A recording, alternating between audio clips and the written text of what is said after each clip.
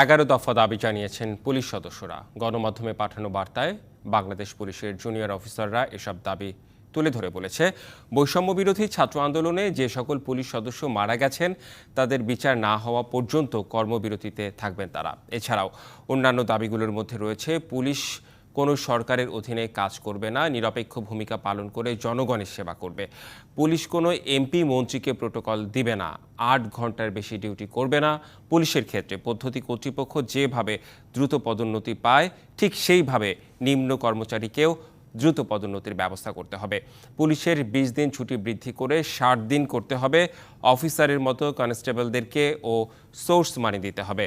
পুলিশকে প্রত্যেককে মাসে 10 তারিখের মধ্যে টিও বিল নিশ্চিত করতে হবে। পুলিশের ঝুঁকি ভাতা বৃদ্ধি করতে হবে। প্রত্যেক পুলিশ সদস্যকে নিজ রেঞ্জে বদলি করতে হবে। যেমন এক কনস্টেবলের বাড়ির নেত্রকোনা থাকে, বদলি করা হয় চট্টগ্রাম রেঞ্জে।